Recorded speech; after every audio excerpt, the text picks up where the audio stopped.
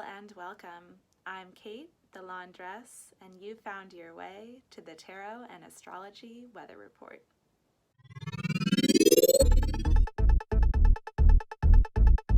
The Sun entered Pisces today on February 18th, and it'll be there until March 20th.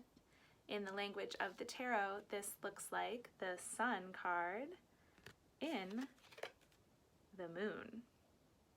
Both Pisces and the Moon card are dreamlike energies. They are portals through which we can enter the spiritual realms.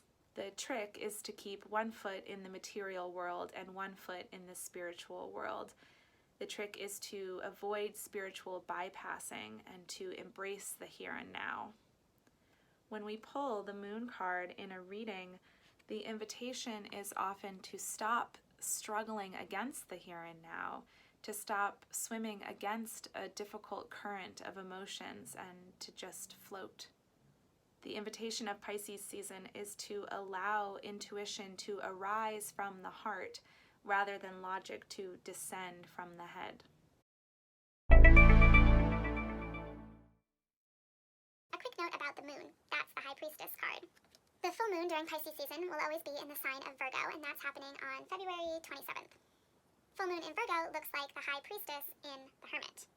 If you are interested in diving into those energies and learning more about this full moon, you can catch me on Instagram Live with my dear friend Gina, the Bitchy Mystic.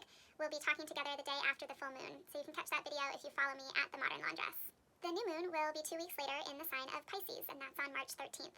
I'll be holding a new moon circle through my project, The Spiral Temple.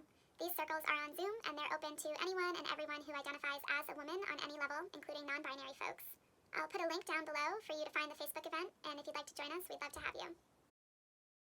Okay, so that's the moon, but what are the major planetary transits that are going to happen during Pisces season? Venus will leave Aquarius and enter Pisces on February 25th, and we say that Venus is exalted in Pisces. She likes it here. She likes the dreamy nature of Pisces. She feels intuitive and sensual. Venus is associated with the Empress card in the tarot, and in this image we can see all things feminine, love, beauty. That's Venus, right? On a more esoteric level, the Empress card is about the yin aspects of life rather than the yang. So this is about being receptive rather than active. It's about being intuitive rather than logical. It's about engaging with the unseen and the mysterious rather than the manifest. The Empress is often depicted as a pregnant woman, and so this card really has to do with the flourishing growth that occurs after we've made ourselves more receptive, open to receiving more insight, more abundance, more love, universal love. This receptive principle can really help us navigate the murky waters of Pisces in the Moon card. This is a very complementary energy that we'll be working with this season.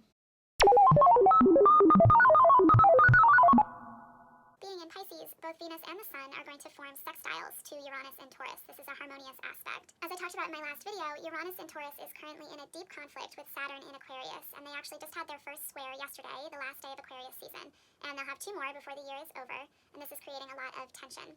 So this intense energy from Uranus is going to get a little lift in Pisces season. Another pressure valve is going to be released on Taurus when Mars leaves that sign and enters Gemini on March 3rd. As the Sun and Venus make their way through Pisces, they're eventually going to meet up with Neptune. He's been hanging out there since 2012. He'll be there until 2025. And when Neptune is in Pisces, we say he is in his domicile. This is a sign that he rules. He is very comfortable and confident in Pisces. Neptune is associated with dreams, intuition, spirituality, really all of the things that we already talked about with the moon, with Pisces. Neptune is considered the higher octave of Venus, so if Venus is the heart, Neptune is the higher heart. Neptune can help us access the interconnectedness of all things. It can help us blur the boundary between ourselves and the universe and see that everything is connected, I think, by love, universal love. When you have an experience that shows you this truth, this interconnectedness, you undergo a big perspective shift, and we can see that reflected in the Hanged Man. This is the card associated with Neptune.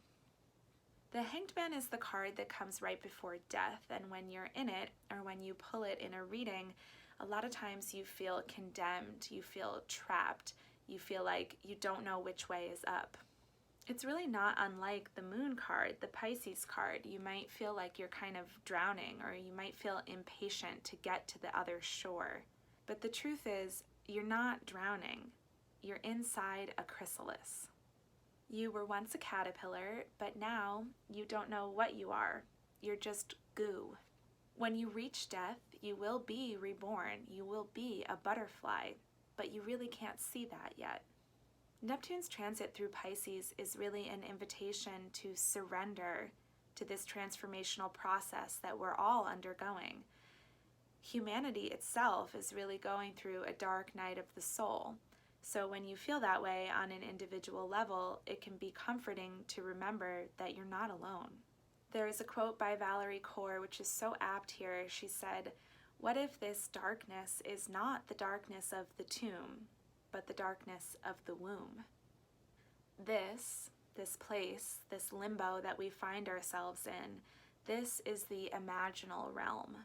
Caterpillars are actually born with something called imaginal cells. The blueprint for the butterfly is already encoded in the DNA of the caterpillar, but he doesn't know it yet. The blueprint for the age of Aquarius, for collective consciousness, for our birth out of this dark night of the soul, all of that is encoded inside each one of us. It's encoded in you. There's an opportunity during Pisces season to tap into that imaginal realm, but you have to give yourself permission to dream. You have to meditate. You have to write in your journal. You have to relax. You have to float. That is the only way to do work in the imaginal realm, which lies between the material world and the spiritual one. And as witches say, what happens between the worlds changes all the worlds. And so it is.